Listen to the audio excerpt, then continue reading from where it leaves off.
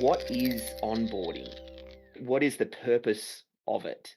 Have a little bit of an idea to post that in. And some of the terms are interchangeably used. I'm going to use some of these words interchangeably: induction, orientation, training, and there are differences in each of those, much like I do with systems. I talk about systems globally because it helps to simplify, because that could be SOPs, procedures, how-to manuals, work instructions, flow charts, and I just call them systems, step-by-step procedure. Similarly, onboarding, there are different components to it, but what is the purpose? I can see Miki's said, here's how we do things here, what you need to know, how we're going to work together, our rules and policies. Bang on. Welcome to the new team member, intro to the business and processes over the next 3 months. Bang on. So a lot of it has to do with getting to know your team, getting to know where someone fits in your organization, understanding who they're going to be working with, setting appropriate standards and expectations, and getting them to know their job. So I've already hinted at some of the elements there. Getting to know your standards and expectations. There'll be an element of, and getting to know your business. We're going to introduce company values.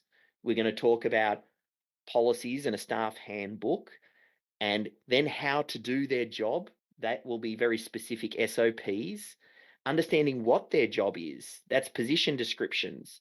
So a lot of these things you'll see will tie together to really set that expectation when they come on board. So the next question, and I'll type that into the chat, is why do you think onboarding matters?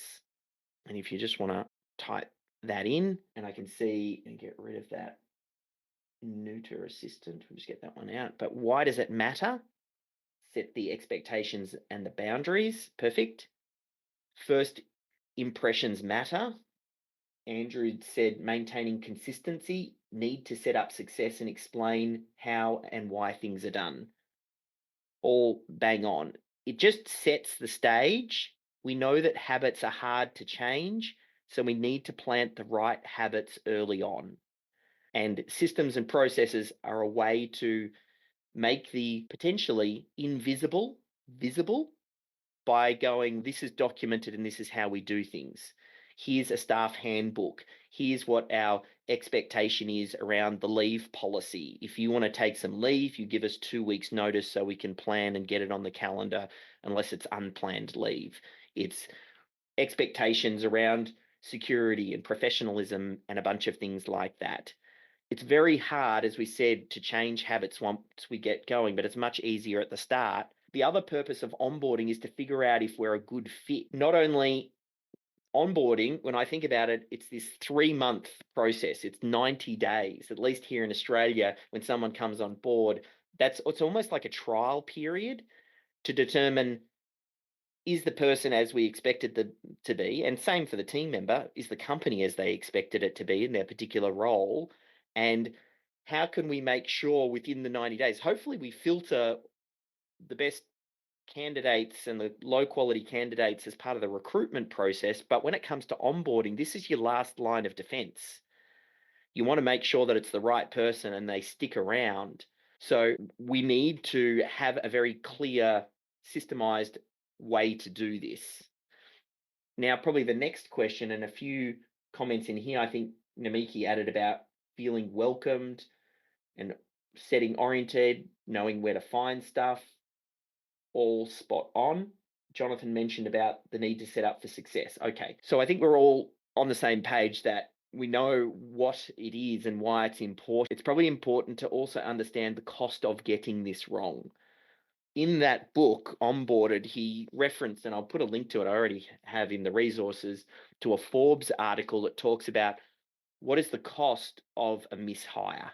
And he said it's about 50% of the annual salary for a junior person and about 200% of the annual salary for an executive and leadership team members. And there's a bit of a variance in between. That is, the more junior person, the less costly it is. The more senior the person, more costly it is. And there's a variety of reasons. There's obviously the time and effort to actually pay to recruit and interview and takes up key leadership team members to do. There's also, once someone gets started and managers and supervisors and buddies working with that team member to get them up to speed, the cost and investment upfront is quite significant. It's also one of the reasons why I think onboarding and creating an onboarding system is so important, because we can systemize that very time-consuming component where it's 80% of it is covered by the system, which means only 20% then needs to be looked after and managed and customized and tailored by a manager. That's the aim of the game. We want someone to go into this onboarding machine and then over the first week, month, 2 months, 3 months, have a sequence that they go through which gets them inducted, ticks all of the boxes, make sure everybody has this consistent experience so that they're well set, so that it doesn't cost us so much. There's an interview I did, and I can find the link for it. Maybe Angel or Ivan can, and we can post it in the chat, with a lady called Maddie from Express Real Estate Management. I recently posted it on YouTube. They re-engineered, as part of this process, their onboarding process. Before they started, their turnover of staff was 114% in the real estate space. More than 100% of the people that were walking in the door were walking out of the door by the end of the year. And they managed to, in a very short space in time, by rebuilding it, drop it down to 56%. So not only did it make the onboarding infinitely easier and set the right expectations, but onboarding heavily will influence how long someone actually sticks around. Why do people leave? They leave because they don't feel like they're supported, that their expectations weren't met, there isn't the right coaching, they're not valued, they don't see good development prospects, they're stressed out about their position, or there's a lack of leadership. A lot of these things will contribute to people leaving.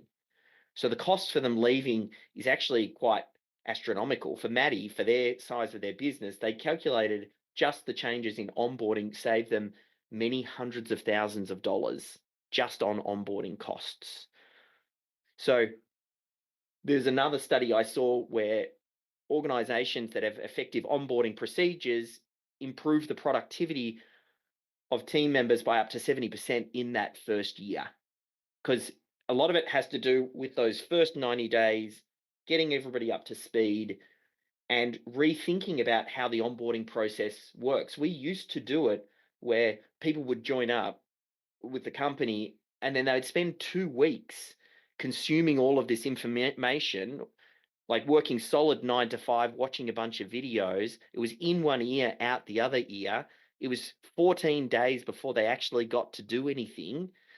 And they had a rough idea, and then that ended up extending out to a month, because after they did the core training, then there was specialist role training, and it just wasn't effective. The aim of the game is, how can you take a team member who doesn't yet know anything about your business and get them productively adding value to your business in the shortest possible time?